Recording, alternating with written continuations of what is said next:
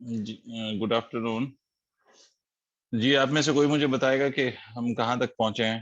अभिनव, शिवांग, यश, कोई मुझे बता दो। सर पोटेंशियल एनर्जी कर लिया था डाइपोल का मैग्नेटिक। डाइपोल का पोटेंशियल एनर्जी कर लिया। चलिए, तो इस चैप्टर को आज खत्म करने की पूरी कोशिश करते हैं। देखिए, सबसे पहली चीज, डाइपोल के आपने पोटेंशियल एनर्जी कर लिया, तो let us discuss about some basically these are proofs. और अभी आप इस बार ऑब्जेक्टिव आएगा तो इसमें प्रूफ्स तो नहीं आएंगे, बट मे बी कोई क्वेश्चन स्टेटमेंट वाला कोई क्वेश्चन आपको इस बेसिस पे हो जाए, तो इसलिए मैं आपको ये प्रूफ्स पे डिस्कशन कर लेता हूँ। देखिए, पहला तो ये है कि बेटा, हमने लास्ट वाले चैप्टर में, इफ यू रिमेंबर, जब हमने मैग्नेटिक इफेक्ट ऑफ करंट पे डिस्कशन किया था, तो I told you that every current carrying loop behaves as a magnetic dipole, अगर आपको याद हो। और अगर ये भी नहीं याद है तो आपको ये याद होगा कि हमने magnetic moment of a current carrying loop लिखा था current multiplied by the area of that loop, and magnetic moment was a vector quantity. तो मैग्नेटिक मोमेंट वेक्टर क्वांटिटी इसलिए है because area is a vector quantity and current is a scalar quantity. So when you multiply current with the current which is a scalar quantity, when you will multiply it with a vector quantity, so result will also be a vector, right? और ये हमने torque के फॉर्मूले में use करा था, अगर आपको याद हो। टॉर्क हमने लिखा था, टॉर्क अगर आपको याद हो, torque on a current carrying loop, तो it was equal to I into A into B into sine of theta. ठीक है, और इसमें हमने आपसे बोला था कि I A will be written as equal to magnetic moment, तो M B sine theta. Why this is called as magnetic moment, current into area? Why this quantity is called as magnetic moment? We have to understand this now. इसको हम magnetic moment क्यों कहते हैं? Why this is called as magnetic moment? So we are going to analyze this by two of the methods. पहली बात तो ये है कि अगर आप कोई एक लूप ले लो, whatever be the shape of that loop, it must be a closed loop obviously. आपका ये लूप किसी भी शेप का हो, उसमें अगर आप करंट फ्लो करा दो, and if you are observing this from this side, from the front side, जो जिस साइड से मैं ऑब्जर्व कर रहा हूँ वैसे ही आपके भी स्क्रीन पे वैसा ही बना होगा। तो इस साइड से, जिस साइड से आप अभी फिलहाल ऑब्जर्व कर रहे हैं, अगर उस साइड से आप देखें तो आप ये क्लेम कर सकते हैं, आप ये क्लेम कर सकते हैं, आप ये क्लेम कर सकते हैं कि यहाँ पर जो करंट है that is flowing clockwise, and whenever the current flows clockwise, तो आपको ये भी मालूम है कि if we have a circular loop, तो it will have a magnetic field equal to mu naught I divided by 2r at its center, right? तो मैं ये कह सकता हूँ कि every current carrying loop has some magnetic field, लेकिन हम सारे लूप का तो मैग्नेटिक फील्ड हमने कैलकुलेट नहीं करा है ना, हमें फॉर्मूला पता है, हमें सर्कुलर लूप के का मैग्नेटिक फील्ड का फॉर्मूला पता है एट इट्स सेंटर। और वो क्या होता है सर? तो वो होता है mu naught I divided by 2r। This is the formula that we have already discussed in the previous chapters of magnetic effect of current, right? अब अगर मैग्नेटिक फील्ड है तो मैग्नेटिक फील्ड की कोई पोलैरिटी भी होगी, एंड आपको मालूम है कि मैग्नेटिक फील्ड की पोलैरिटी या तो नॉर्थ पोल होती है या साउथ पोल होती है। तो आप हमेशा याद रखना कि whenever clockwise current flows, the polarity that develops inside that loop will be south polarity। मतलब जो यहाँ पर मैग्नेटिक फील्ड प्रोड्यूस हो रहा है उसकी पोलैरिटी क्या होगी? South polarity. The polarity of this would be south polarity, right? अगर इसी को आप ऑपोजिट साइड से देखो, मतलब आप इमेजिन करो कि आपने किसी पेपर पे इसको ड्रॉ किया है, आपने उसको एक साइड से देखा, तो you are observing the current to be flowing in the clockwise direction. When you will observe the same from the opposite side of the paper, you will observe the same direction of current to be anti-clockwise। बात समझ पाए मेरी? अगर आप इसको opposite side of the paper से देखोगे तो इसी में जो करंट के फ्लो की डायरेक्शन है वो एंटी क्लॉकवाइज नजर आएगी। तो अगर एंटी क्लॉकवाइज नजर आ रही है, इसका मतलब क्या हुआ? तो इसका मतलब ये हुआ कि पोलैरिटी भी रिवर्स हो जाएगी सर। अगर क्लॉकवाइज करंट है तो पोलैरिटी साउथ पोलैरिटी, तो एंटी क्लॉकवाइज करंट पे जो पोलैरिटी होगी that would be the north polarity. इसका मतलब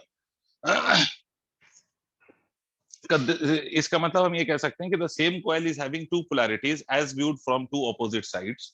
एक तरफ से साउथ पोलैरिटी, दूसरी तरफ से north polarity, and both the pole strength, चाहे वो साउथ पोलैरिटी की स्ट्रेंथ हो मैग्नेटिक फील्ड स्ट्रेंथ, या वो नॉर्थ पोलैरिटी की मैग्नेटिक फील्ड स्ट्रेंथ हो, तो obviously that would be same. And because this pole strength is same, तो मैं ये कह सकता हूं कि every coil behaves as a dipolar magnets, right?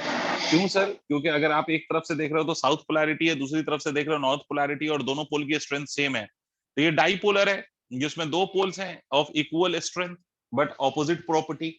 तो इसलिए हम कह सकते हैं कि every current carrying coil will behave as a magnetic dipole.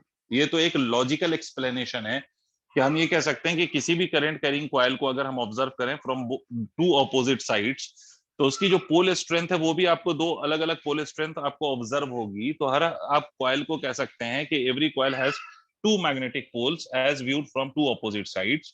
तो इसलिए हम हर करंट कैरिंग कॉइल को we can treat it as a magnetic dipole. ये बात तो अपने को यहां से समझ में आती है। बट इसी के मैथमेटिकल प्रूफ को भी देख लेते हैं। मैथमेटिकल प्रूफ अगर हम देखें तो मान लीजिए ये कॉइल है और इसमें किसी भी एक पर्टिकुलर डायरेक्शन में करंट फ्लो कर रहा है, and I have taken this as circular coil, और इसकी रेडियस आप कुछ मान लीजिए कि let the radius be a, and इसके एक्सियल पॉइंट शायद आपको याद होगा, at a distance of r from the centre of this current carrying circular coil, अगर हम यहाँ पर मैग्नेटिक फील्ड निकाले एक्सियल पॉइंट पे, तो एक्सियल पॉइंट पे जो मैग्नेटिक फील्ड का फॉर्मूला होता था, if you remember, so this formula was equal to mu naught into radius square divided by twice of r square, which is the distance from the center to that axial point, plus of a square to the whole power 3 by 2, r square plus of a square to the whole power 3 by 2। अगर मान लूं मैं कि if r is greater than that of a, so this magnetic field can also be written as mu naught I a square divided by twice of r cube। अच्छा, numerator में आप a को neglect नहीं कर सकते, because अगर आपने r greater than a माना है, इसका मतलब है कि r के रिस्पेक्ट में a नेग्लिजिबल है।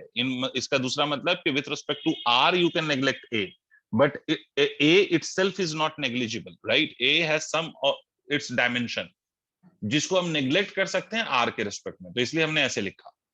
अब अगर इसी मैग्नेटिक फील्ड को हम यहां पर देखिएगा, mu naught I A square divided by twice of R cube को, if I multiply and divided by 2 pi, अगर मैं इसको 2 पाई से मल्टीप्लाई और डिवाइड कर दूं, तो this you will get it as 2 mu naught twice of mu naught into I into pi a square, and in the denominator you will get it as 4 pi r cube. Pi a square, I can claim this has to be the area of this circular coil. So we can write it as 2 mu naught into I into area divided by 4 pi r cube. अगर मैं इसको axial point पे जो magnetic field होती है बार magnet की, अगर उससे कंपेयर करूं, मान लो ये साउथ पोल है, ये नॉर्थ पोल है बार मैग्नेट का, और इसका एक्सियल पॉइंट पे ये हमने मैग्नेटिक फील्ड का फॉर्मूला ड्राइव किया था। तो axial point of the bar magnet पे जो मैग्नेटिक फील्ड होती है उसका फॉर्मूला होता है 2 mu not m, where m is magnetic dipole moment, divided by 4 pi r cube, ये फॉर्मूला होता था।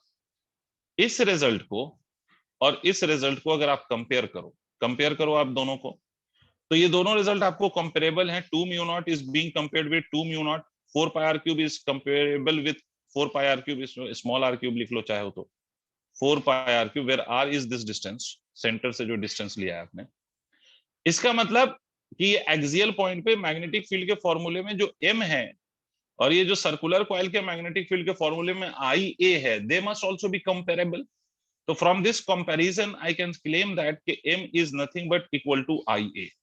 क्लियर हो गई बात? इसका मतलब कोई भी करंट कैरिंग कॉइल अगर आप ले लो, तो उसके एक्सियल पॉइंट पे मैग्नेटिक फील्ड का जो फॉर्मूला है वो वैसा ही आता है जैसा आपके बार मैग्नेट के एक्सियल पॉइंट पे मैग्नेटिक फील्ड का फॉर्मूला आता है। Although we have only derived the result for the circular coil, that is why we can only compare it with the circular coil for now, right? But this is valid for every current carrying coil, whatever be the shape of the coil, it is valid for each and every coil। कि अगर आप किसी भी coil के axial point पे magnetic field देखेंगे तो उसका फॉर्मूला वही आएगा जो बार मैग्नेट के एक्सियल पॉइंट पे मैग्नेटिक फील्ड का फॉर्मूला आता है। इसीलिए हम कह सकते हैं कि every coil behaves as a bar magnet. Did you understand? मतलब हर करंट कैरिंग कॉइल को you can treat like a bar magnet, जिसका मैग्नेटिक डाइपोल मोमेंट जिसका magnetic dipole moment I into A के बराबर होगा। मतलब every current carrying coil is itself a magnetic dipole moment, sorry, magnetic dipole having a magnetic dipole moment equal to current multiplied by area of that coil। Did you understand? Please respond, hurry up। Yes sir। ठीक है, इसको note करिए और इसके साथ लिख लीजिएगा। पहले इसको नोट कर लीजिए, फिर मैं लिखवा देता हूं।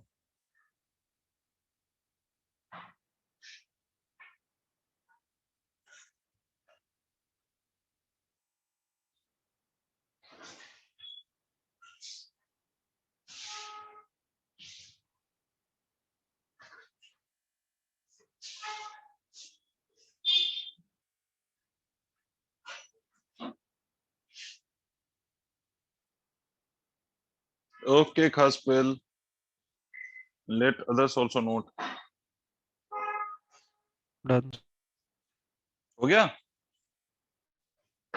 Yes. तो लिख लो every current carrying closed coil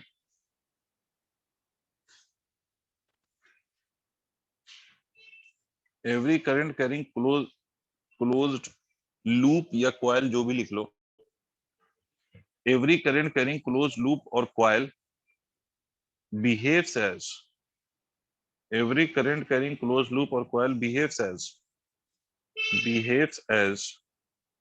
a magnetic dipole,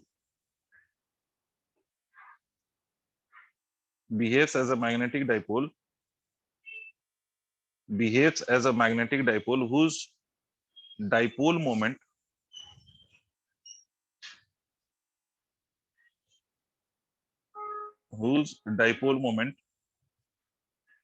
is equal to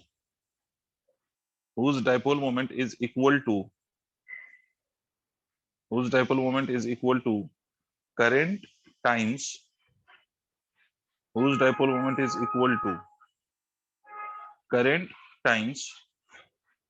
area of the coil, whose dipole moment is equal to current times area of the coil.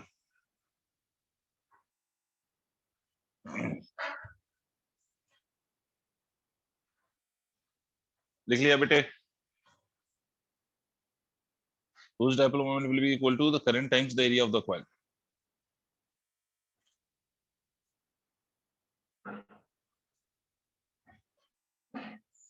Done sir. Very good, आगे बढ़ते हैं। अब देखिए, अब इस logic पे ही एक और कॉन्सेप्ट बेस्ड है और इस कॉन्सेप्ट को समझ लीजिए, लिखिए। Magnetic dipole moment of revolving electron, magnetic dipole moment of revolving electron, magnetic dipole moment of revolving electron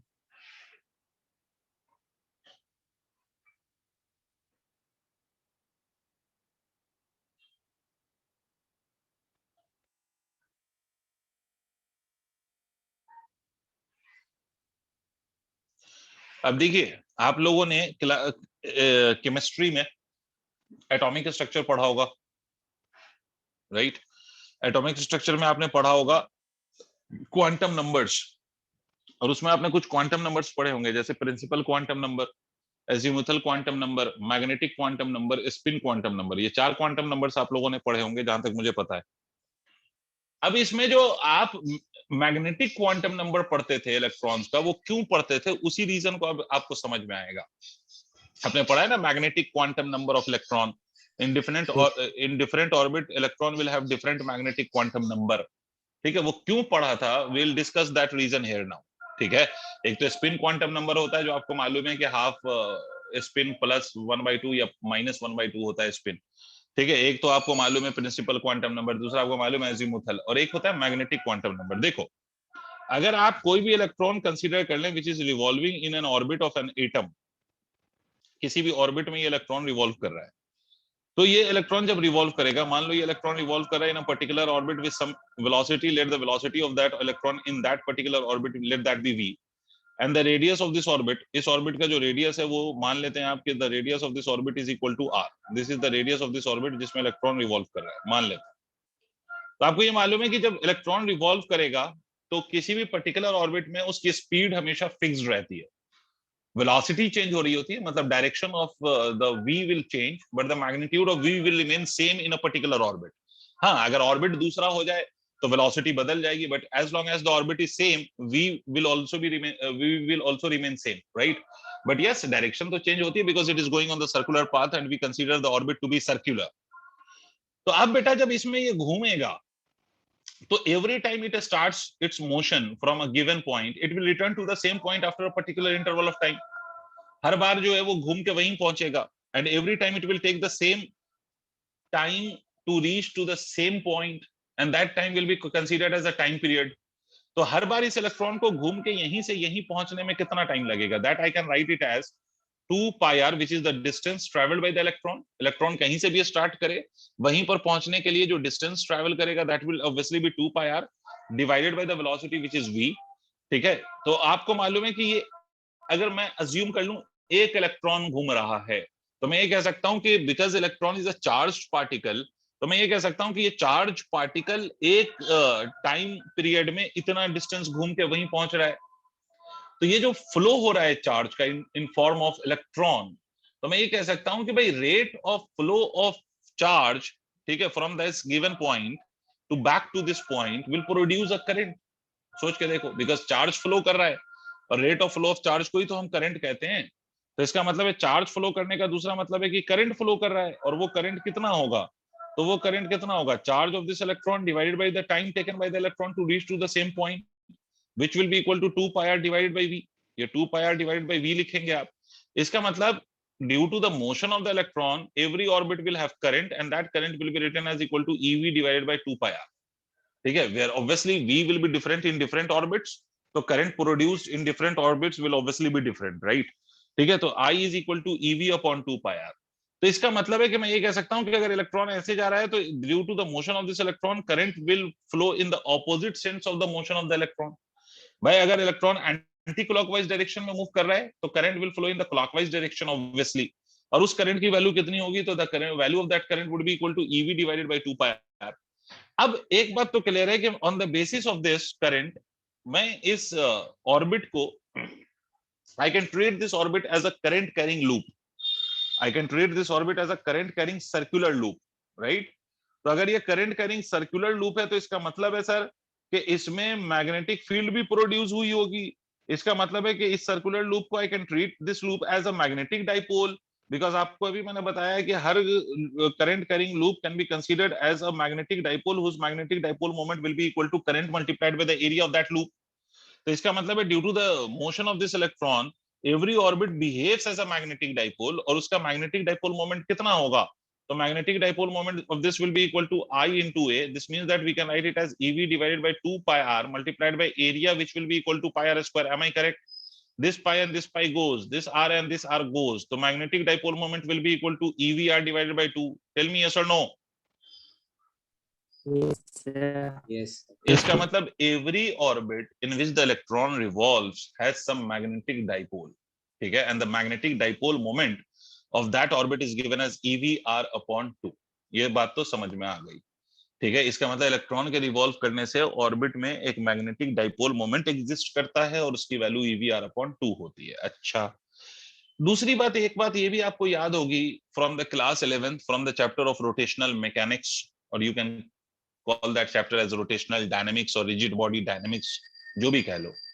उसमें आपने ये भी पढ़ा होगा कि एंगुलर मोमेंटम, अगर if something is going on a circular path, so it will have angular momentum, and the angular momentum for the particle going on the circular path is written as m into v into r perpendicular. आप ये मान लो कि this is the axis of rotation, तो यहां से जो perpendicular distance है r perpendicular जिसको हम कह रहे हैं वो nothing but it is equal to r, so that will be equal to r।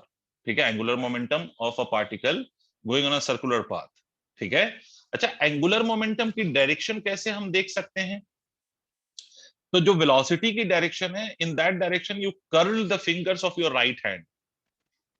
अगर आप राइट हैंड के फिंगर्स को कर्ल करोगे इन the direction of the velocity, तो उस केस में जो थंब की डायरेक्शन होगी that will give you the direction of angular momentum. ठीक है, और इसी तरह से अगर आपसे कोई पूछ ले कि how will get the direction of magnetic moment, तो मैग्नेटिक मोमेंट की डायरेक्शन का डिटरमाइन करने का तरीका क्या है कि आप अपने राइट हैंड के फिंगर्स को कर्ल करिए इन द डायरेक्शन ऑफ करंट।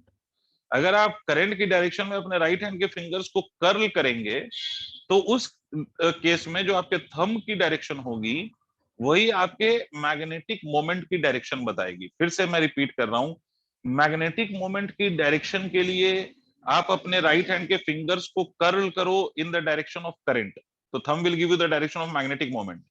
और एंगुलर मोमेंटम की डायरेक्शन के लिए आप अपने राइट हैंड के फिंगर्स को कर्ल करो in the direction of velocity, you will get the direction of the angular momentum.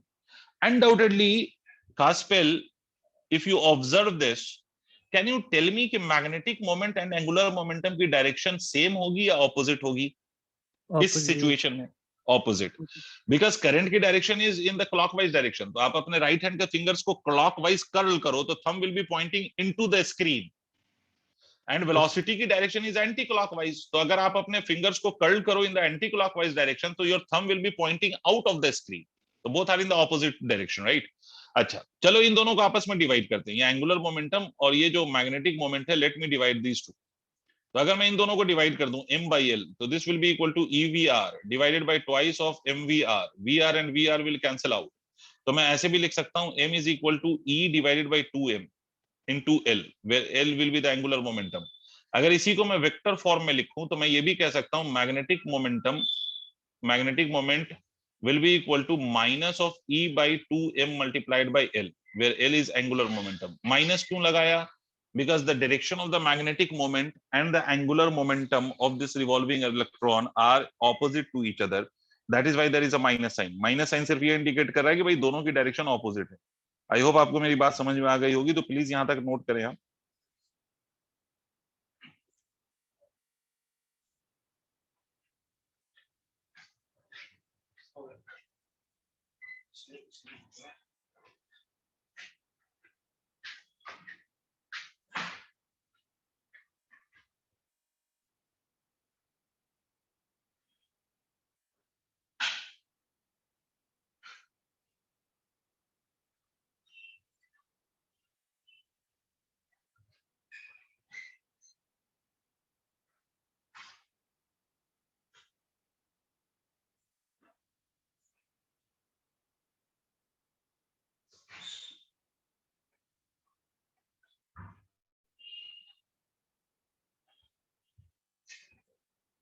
इसको नोट करें प्लीज।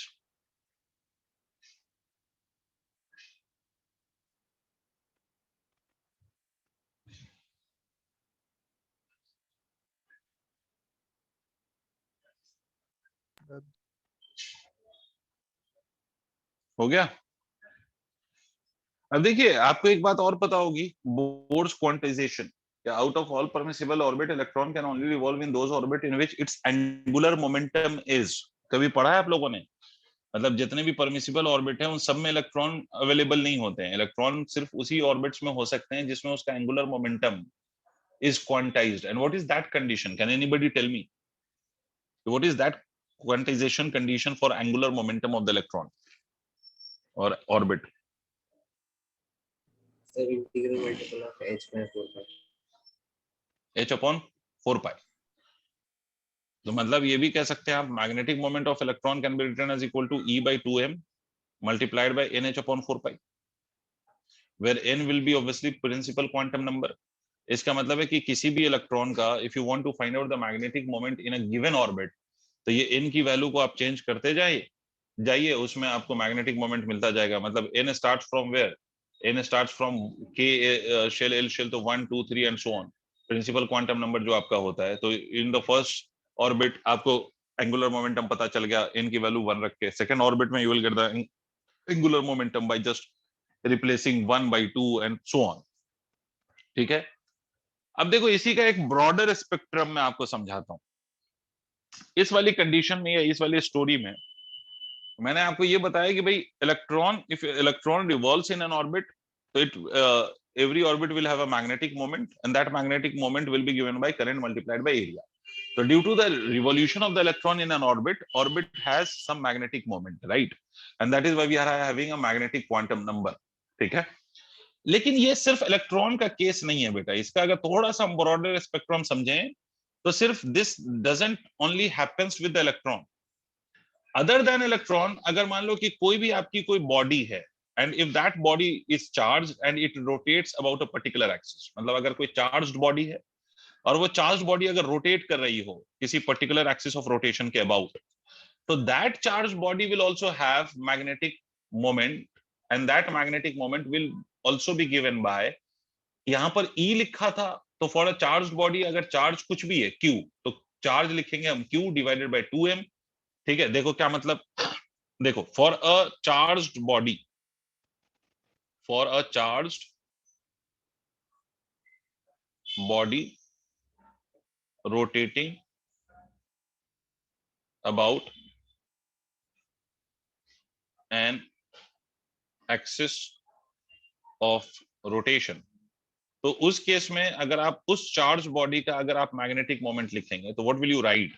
तो मैग्नेटिक मोमेंट आप उस चार्ज बॉडी का लिखेंगे charge of that charge body divided by twice of mass of that body. Electron के case में this was the mass of the electron and charge was the charge of the electron into angular momentum of that body, and angular momentum of a rigid body you can also write it as I omega. Angular momentum of rigid body को आप क्या लिख सकते हैं? तो angular momentum of the rigid body को आप I into omega भी लिख सकते हैं. समझ में आई बात? ठीक है, तो I into omega, where I will be what? I is not the current, I is moment of inertia. I is moment of inertia. I is moment of inertia. क्या मतलब है सर इसका?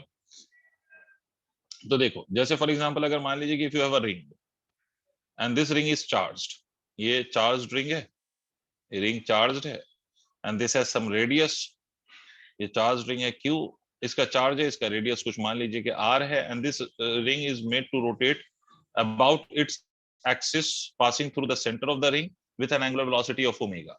अब इसका मैग्नेटिक मोमेंट अगर मुझसे कोई कहे तो कुछ नहीं करना, Q डिवाइडेड बाय 2m लिख देना है. मोमेंट ऑफ इनर्शिया रिंग का कितना होता है? mr² होता है, तो mr² लिख दीजिए multiplied by omega. M and M will goes and you will get the result as Q R square omega divided by 2. This will be the magnetic moment of the rotating charged ring. जैसे मान लीजिए कि अगर मैं आपसे कहूं कि this is a sphere and this sphere is rotating about its axis, और अगर मैंने सिर्फ sphere बोला है तो sphere का मतलब होगा solid sphere, है ना? अगर कहीं पर भी किसी भी क्वेश्चन में if only a sphere is mentioned, it is not mentioned whether hollow or solid, तो आपको सिर्फ स्फीयर लिखा हुआ है तो you will have to consider it as a solid sphere. और इसका मास मान लीजिए कि mass is equal to m है, and it is rotating about this axis which is passing through its centre, passing through its centre. ठीक है, तो इसका अगर एंगुलर मैग्नेटिक मोमेंट लिखेंगे तो क्या लिखेंगे आप? चार्ज, लेट अस से कि the charge on off this sphere is Q, charge of this sphere, charge of this sphere is Q. तो ये क्या लिखेंगे आप? Q divided by 2m multiplied by the moment of inertia of the sphere which is 2 by 5 mr² into omega. Again m and m will cancel out, 2 and 2 will cancel out, so m will become equal to q r square omega divided by 5. This will be the magnetic moment of this rotating sphere if it is charged. I hope आपको मेरी बात समझ में आ गई होगी. Note कर लीजिए इसको.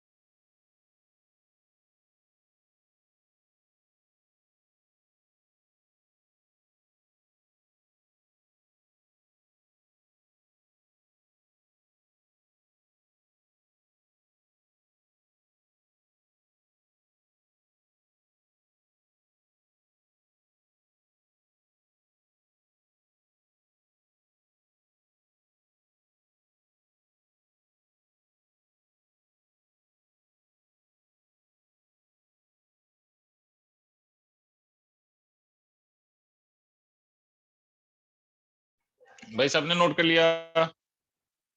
यस. चलिए सर, तो नोट कर लिया तो आगे बढ़ते हैं. तो ये बात तो आपको समझ में आ गई कि किसी भी रोटेटिंग बॉडी का मैग्नेटिक मोमेंट आप कैसे लिखोगे, तो वो आपको समझ में आ गया कि ऐसे लिखा जाता है भाई मैग्नेटिक मोमेंट. ठीक है, अब एक और चीज पे हम बात कर लेते हैं, उसके बाद फिर फर्दर अर्थ मैग्नेटिज्म पे डिस्कशन करेंगे और इसको खत्म करते हैं. देखिए सर, आप लोगों को सोलेनॉइड पढ़ाया गया था, याद है आप लोगों को? हम लोगों ने सोलेनॉइड पढ़ा था, and in the case of the solenoid I told you कि आपका जब भी आप करंट पास करेंगे थ्रू द सोलेनॉइड तो you will get a magnetic field in the solenoid, right? और वो मैग्नेटिक फील्ड हमने आपसे बोला था कि along the length of the solenoid वो magnetic field in the core of the solenoid हम assume करेंगे, and outside the solenoid we consider it to be very small, so we consider it as 0. मतलब हमने ये बोला था कि इधर या इधर मैग्नेटिक फील्ड 0 होगी, but in real case the magnetic field is non zero, but yes उसकी वैल्यू बहुत कम होती है, so we don't consider that. अब देखिए आपका कोई भी जो सोलेनॉइड है, every solenoid behaves as a bar magnet. हर सोलेनॉइड बार मैग्नेट की तरह बिहेव करता है, ठीक है। कैसे करता है सर बार मैग्नेट की तरह बिहेव? तो उसी बात को हम यहाँ पर ड्राइव करेंगे मैथमेटिकली कि every solenoid behaves as a bar magnet. कैसे सर? देखो जैसे हमने अभी सर्कुलर लूप के लिए शो किया था ना कि every loop current carrying loop behaves as a magnetic dipole, इसी तरह से हम ये शो करेंगे कि every solenoid behaves as a bar magnet. तो टॉपिक क्या है? टॉपिक डाल लो solenoid as a bar magnet. Topic डाल लो solenoid as a bar magnet.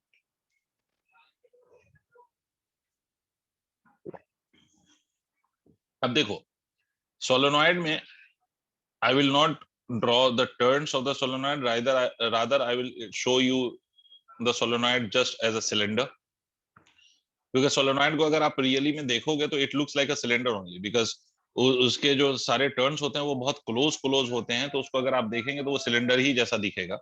मान लीजिए this is a solenoid whose length is 2L and let this be the centre of the solenoid. तो ये L है, तो इसको भी L मान लीजिए आप। Radius of the turn of the solenoid let that be A, और यहां से आप ये मान लीजिए कि सोलेनॉइड के along the axis you are interested to find the value of the magnetic field, and this distance is r from the center of the solenoid, this distance is r, clear। और solenoid में undoubtedly कुछ current flow कर रहा होगा। अब इसमें कुछ assumptions हम ले लेते हैं कि लेट अस से n is number of turns per unit length, number of turns per unit length of solenoid, number of turns per unit length solenoid का हमने स्मॉल n मान लिया, and the total length of the solenoid is 2L। अब आपको एक बात मालूम है कि सोलेनॉइड में we will be having circular turns, और ये एक्सियल पॉइंट जो है वो सारे टर्न्स का एक्सियल पॉइंट होगा। इसका मतलब कि अगर मुझे सोलेनॉइड का एक्सियल पॉइंट पे मैग्नेटिक फील्ड फाइंड करना है तो मैं इसको कैसे फाइंड करूं? तो मैं एक काम करता हूं कि भाई मैं सर्कुलर टर्न ले लूं और उस टर्न का मैं मैग्नेटिक फील्ड वहां पर फाइंड कर लूं और उसको इंटीग्रेट कर दूं, तो you will get the net magnetic field, right. और यहाँ पर कुछ अजम्पशन है। अजम्पशन क्या लेंगे हम कि हमारा जो ये r है that is greater than that of the radius, and radius is greater. अब इसमें एक और चीज मैं शो करूंगा अभी। यहां तक बात समझ में आ गई कि r is greater than that of the radius, कोई दिक्कत? अब देखिए हम सबसे पहला स्टेप ये करेंगे कि हम एक elementary portion of the solenoid consider कर लेते हैं। लेट अस से कि हमने एक एलिमेंट्री पोर्शन कंसीडर कर लिया सोलेनॉइड का। Let's say this is the elementary portion of the solenoid of the thickness dx, और यहां से ये जो डिस्टेंस है लेट दैट बी x, ये डिस्टेंस x है। तो मैं ये भी अज्यूम कर रहा हूं कि r is also greater than that of x, r is greater than that of a as well as r is greater than that of x। तो इसका मतलब ये होगा सर कि यहां से जो ये डिस्टेंस होगा, यहां से जो ये डिस्टेंस होगा, this distance can be written as equal to r minus of x। अब मुझे एक बात बता सकते हो खासपेल, मुझे एक बात बता सकते हो कि इस dx में, ये जो dx length of the solenoid हमने कंसीडर करा है, इस dx लेंथ में how many turns will be there in this length dx? If the number of turns per unit length is a small n, तो what would be the number of turns in this dx? NDX। Very good, n dx। और ये इस circular turn होगा, और ये circular turn के लिए this point is the axial point. तो एक्सियल पॉइंट पे मैग्नेटिक फील्ड का formula due to the circular loop will be equal to what? तो this will be equal to mu naught, ठीक है, into I into area, sorry radius का square into total number of turns which is n dx। भाई एक turn होता है तो mu naught I square सिर्फ छोड़ देते, अगर एक से ज्यादा टर्न है तो you will multiply it with the number of turns, and how many number of turns are there in the length dx? तो that is n dx divided by 2 into radius का square which is a square plus of यहां से यहां का distance, मतलब इसके centre से axial point की दूरी। तो इसको हम क्या लिखेंगे? इसको हम लिखेंगे r माइनस ऑफ x का whole square to the power is 3/2। अब यहां पर जो अजम्पशन मैंने लिया है उसके अकॉर्डिंग ये r माइनस x है। जो अजम्पशन मैंने लिया है उसके according r is greater than that of x and r is also greater than that of a। तो इसका मतलब है कि you can neglect x as well as a with respect to r। तो इसका जो मैग्नेटिक फील्ड होगा, let me call this as dB, तो ये dv will be equal to what? So this dv will be equal to mu naught I a square into n dx divided by, you will only get r cube in the denominator because you have neglected x with respect to r, you have neglected a with respect to r. तो आपके denominator में क्या रह जाएगा? तो आपके denominator में सिर्फ और सिर्फ स्मॉल r रह जाएगा. अब इस वाले पार्ट को अब अगर हम इंटीग्रेट कर दें तो we will get the net magnetic field. But when you will integrate this, mu naught I square into n is constant divided by twice of r is constant, you will only integrate dx. and where to where you will integrate this? तो देखो, half of the portion of this solenoid, इसको मैं origin की तरह treat कर रहा हूं, इसीलिए all the distances are being measured from this point. तो half of the solenoid is on the left of this origin and another half is on the right of this origin. तो दोनों एक side पे नहीं है, तो एक half इधर है, तो इसको मैं माइनस एल लिख दूं, और दूसरा हाफ उधर है, तो इसको मैं प्लस एल लिख सकता हूं. मतलब you can integrate it from minus L to plus L. तो इसको आप क्या लिखेंगे? You can write it as mu naught I A square into N divided by twice of R cube multiplied by इसका इंटीग्रेशन एक्स. एक्स में upper limit रखिए, minus of minus lower limit रखिए, तो आपको ये दिखेगा कि b will be equal to mu naught I A square into n multiplied by 2l, where 2l would be the total length, divided by 2r cube. पहले आप लोग यहां तक नोट करें so that I can further calculate this.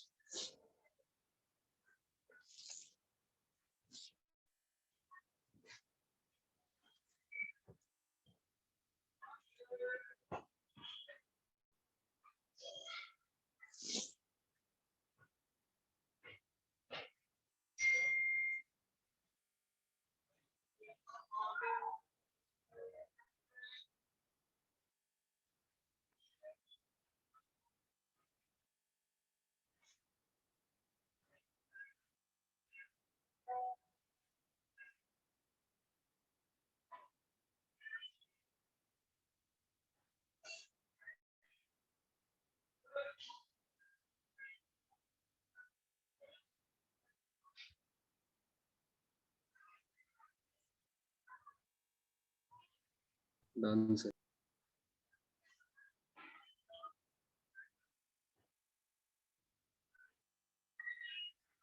Very good. अब एक बात सोचो, n is the number of turns per unit length and 2l is the total length. तो I can claim this has to be the total number of turns. तो मैं इसको total number of turns कह सकता हूँ. तो एक बात तो क्लियर हो गई sir, magnetic field is equal to mu naught into total number of turns multiplied by I into A square divided by 2r cube. अब देखिए, इसको फिर से मैं 2 पाई से मल्टीप्लाई और 2 पाई से डिवाइड करूंगा. If you will do that, what you will get is mu naught n into I, और ये 2 as it is, into pi a square divided by 4 pi r cube in the denominator. अब इसको further अगर तुम सोचो तो pi a square can be considered as the area of one turn, और n से मल्टीप्लाई कर दो.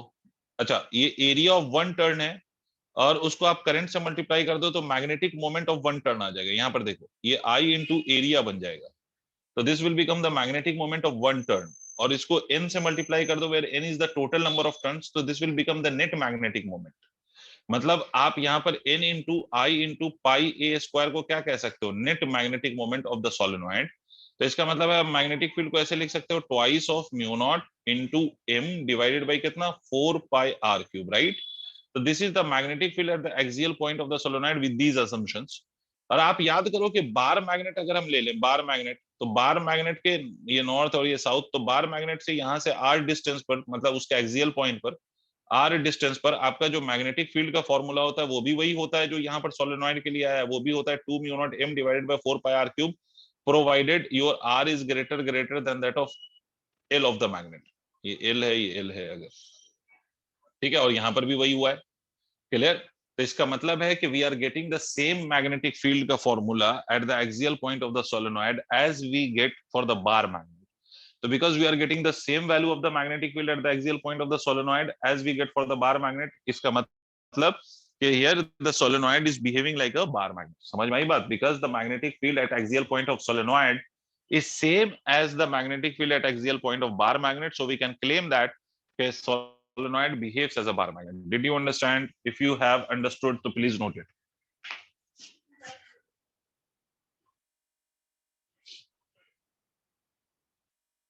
और इसके आखिरी में एक स्टेटमेंट लिख लीजिएगा, इसको नोट करने के बाद आखिरी में स्टेटमेंट लिख लीजिएगा, as the magnetic field at axial point of the solenoid is same as the magnetic field at axial point of a bar magnet, hence a solenoid behaves as a bar magnet.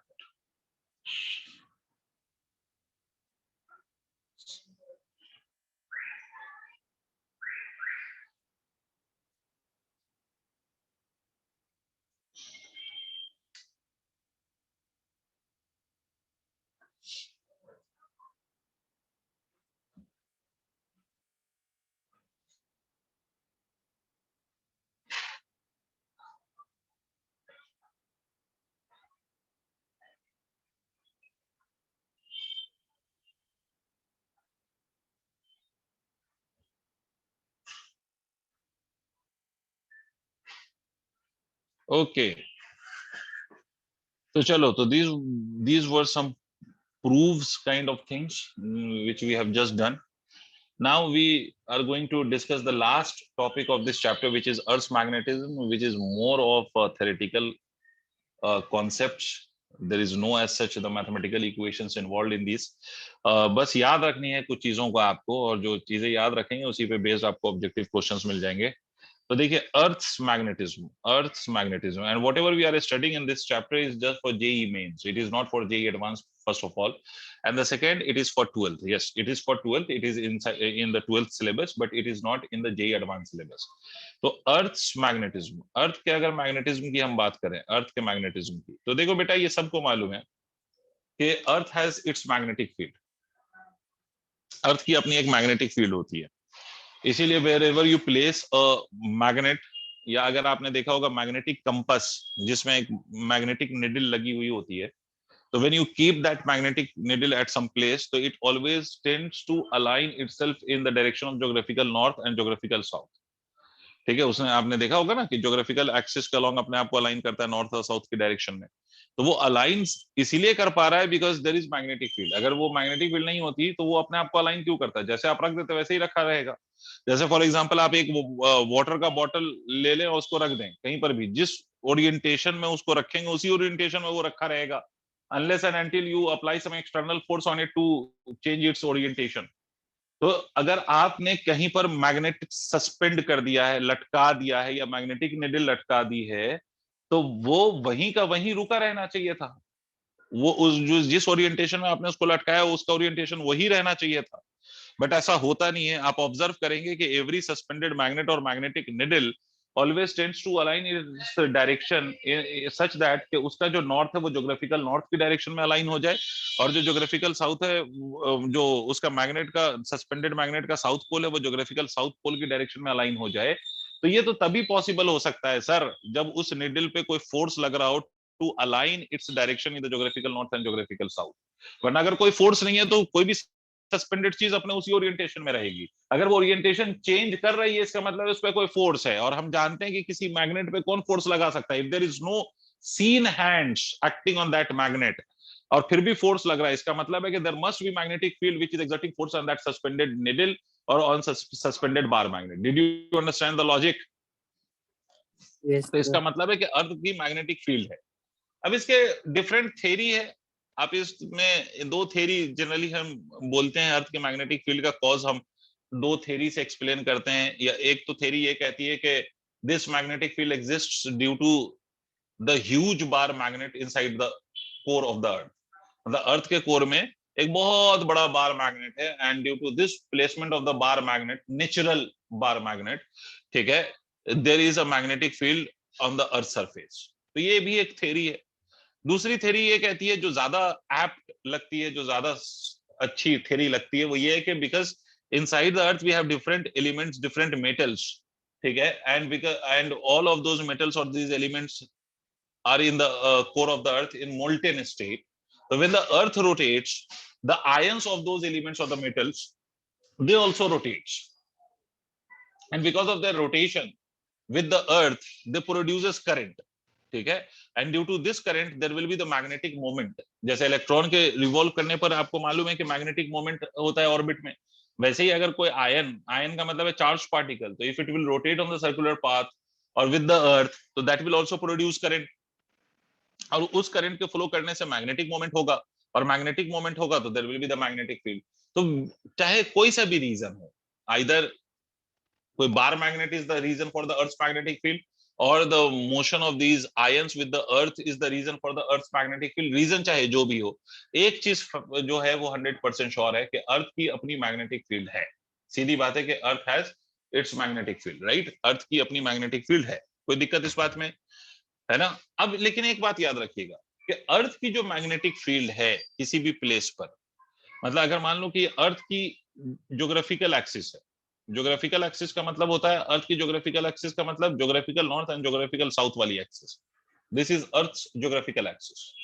और जो magnetic axis है अर्थ की, वो दोनों किसी point मतलब coincide नहीं करते हैं, मतलब magnetic axis and the geographical axis of the earth doesn't coincides with each other, there is always some angle and it varies place to place, ये एंगल की वैल्यू अलग अलग होती है, ठीक है? कहीं पर ये 15 डिग्री हो सकती है, कहीं पर ये 18 डिग्री हो सकती है, कहीं पर 12 हो सकती है, कहीं पर 5 डिग्री हो सकती है, कुछ भी हो, मतलब दे exactly do not coincide with each other. इसीलिए अगर आपने थोड़ा सा भी कभी सुना हो तो जिस डायरेक्शन में मैग्नेटिक निडल अपने आप को अलाइन करती है ना, मैग्नेटिक कंपास यूज करते हो, और जिस डायरेक्शन में मैग्नेटिक निडल अलाइन करती है अपने आप को, उस डायरेक्शन में हम एग्जैक्टली ज्योग्राफिकल नॉर्थ और ज्योग्राफिकल साउथ नहीं मानते, हम उसके रेस्पेक्ट में कुछ एंगल पे ज्योग्राफिकल नॉर्थ और ज्योग्राफिकल साउथ अज्यूम करते हैं। Is it clear?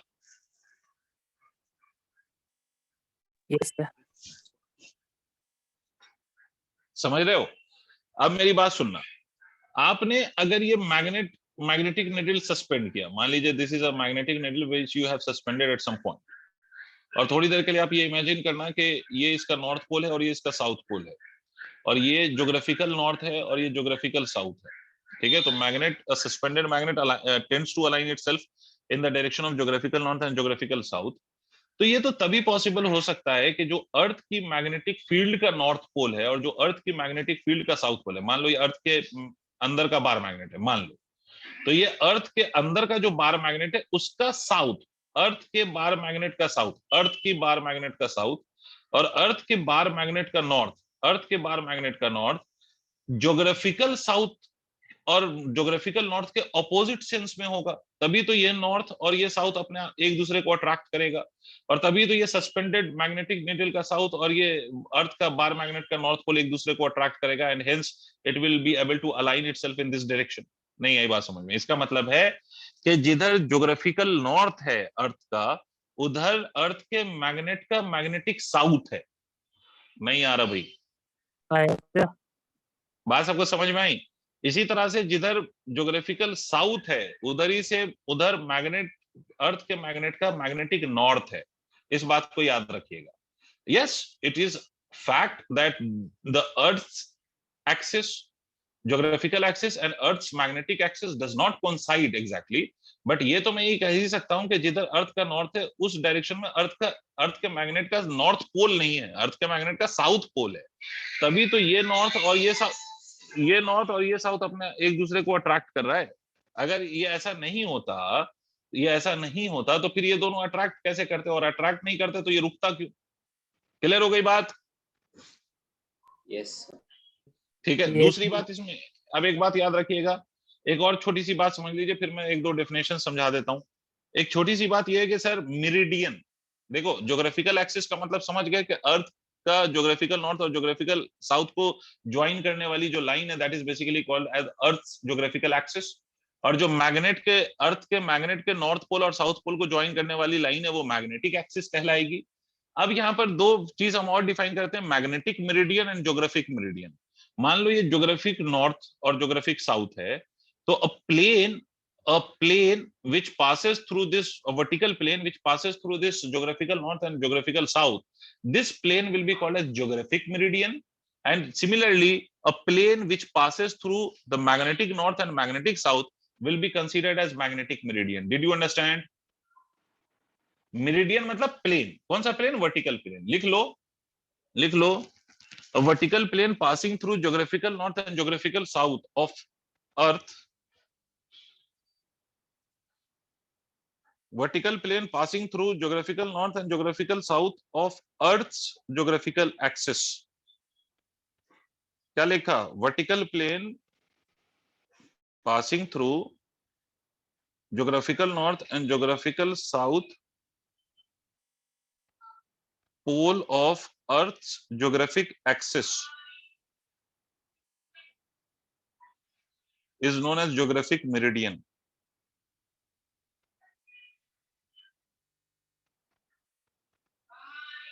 लिखा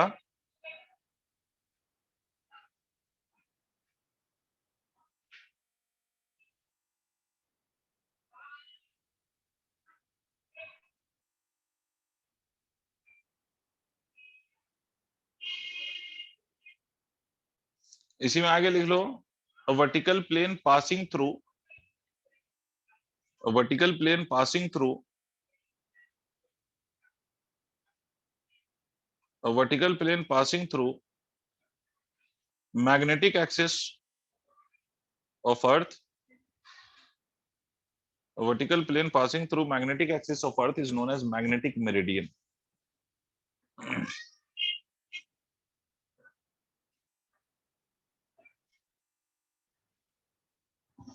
Done. Yes, sir. अब इसमें एक दो और डेफिनेशन है, मैग्नेटिक डिक्लिनेशन। अब देखिए एक बात तो क्लियर है आपको कि अर्थ की जो मैग्नेटिक एक्सिस है और अर्थ की जो ज्योग्राफिक एक्सिस है, they do not coincide with each other, right. तो जब वो दोनों कोइंसाइड नहीं करती हैं तो the plane which is passing through these two axis they will also not coincide with each other.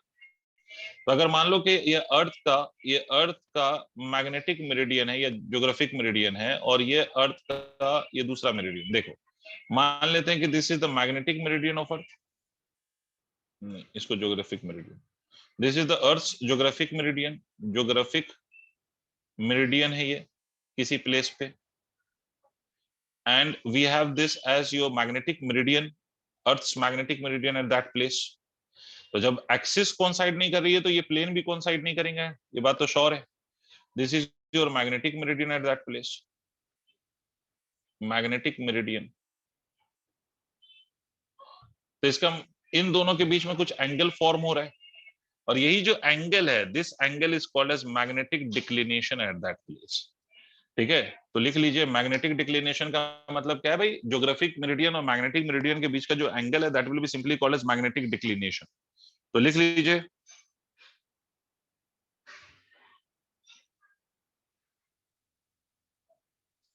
the angle between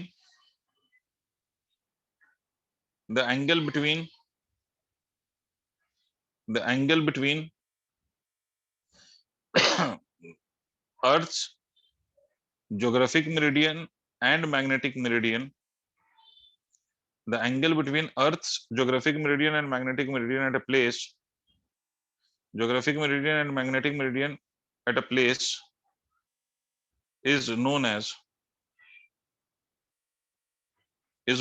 magnetic declination.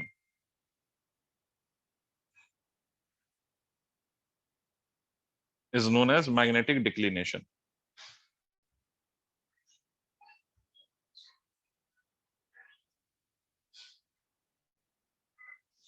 ठीक है, एक और चीज समझते हैं, उसको हम कहते हैं एंगल ऑफ डिप।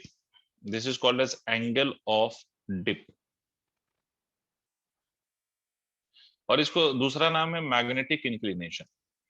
इसका दूसरा नाम है magnetic inclination. Angle of dip या मैग्नेटिक इंक्लिनेशन दोनों एक ही चीज है।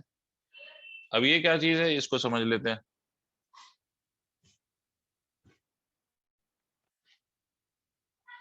अब देखिए, अब इस बात को समझिए कि सर अगर मैं ये कंसीडर करूं, इस बात को समझना कि सर ये जो आपकी मैग्नेटिक एक्सिस है ना, इससे जो प्लेन पास हो रहा है, अगर कोई प्लेन इससे पास हो रहा है, ये प्लेन इससे जो पास हो रहा है that will be called as magnetic meridian, right.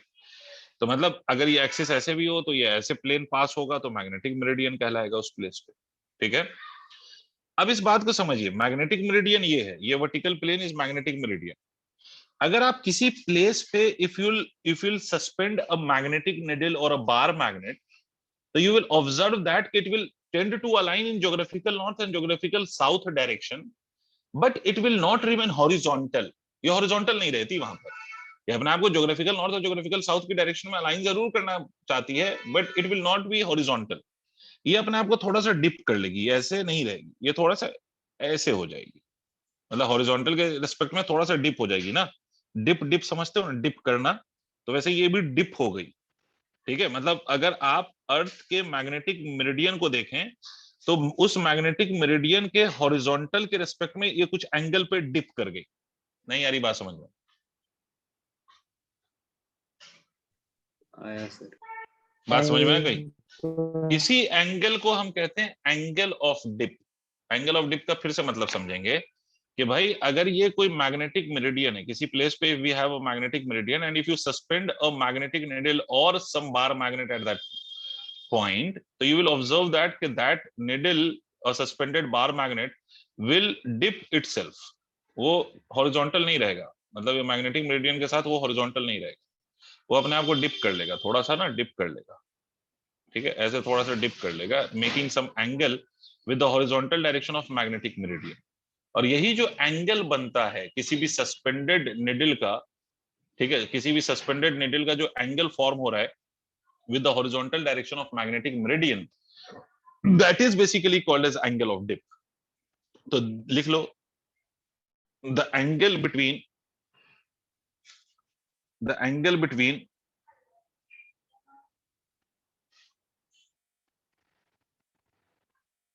the angle between horizontal of the magnetic meridian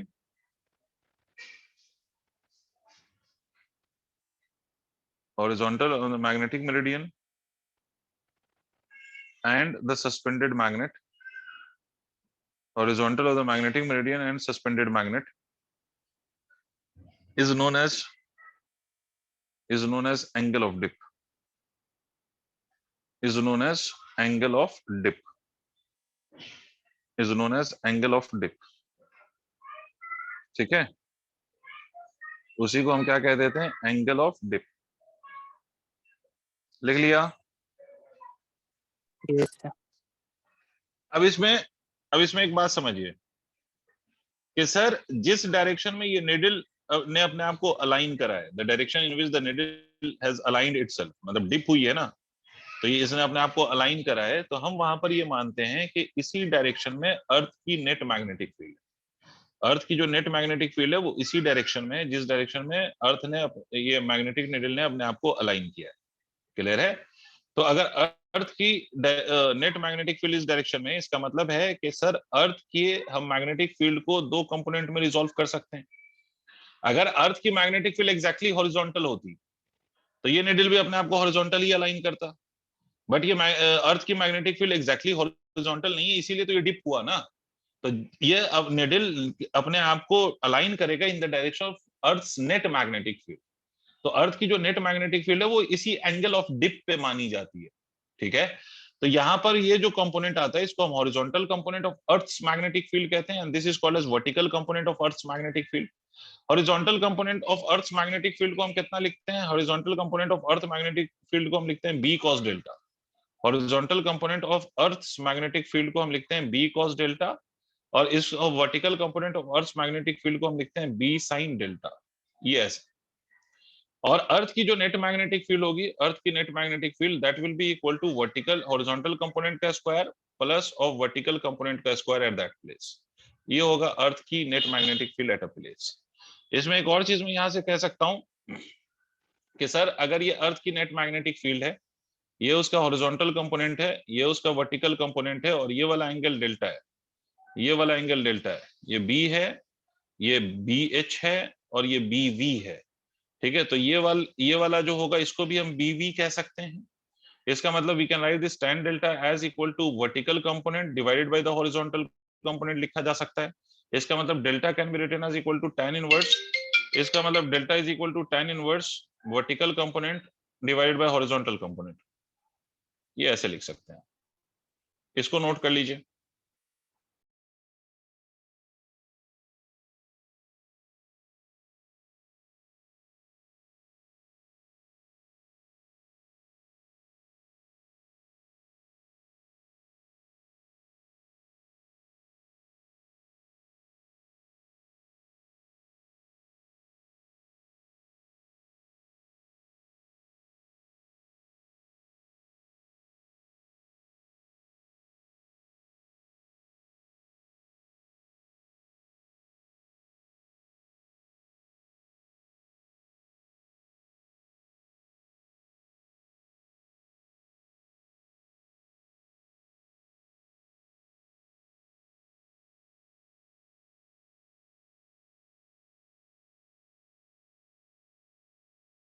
done sir.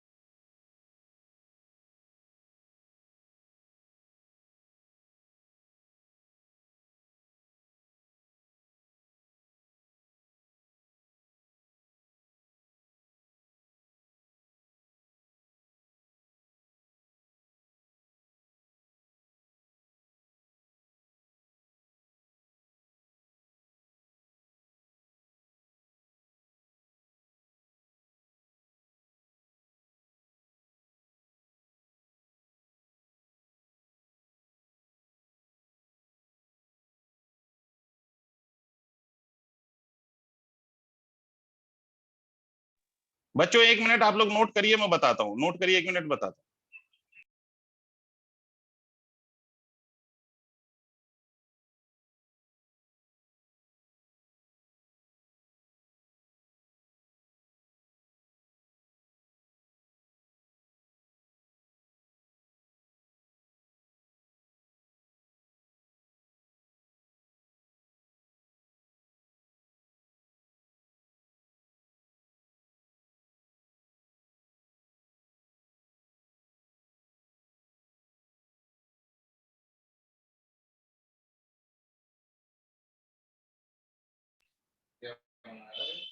हो गया बच्चों यहां तक?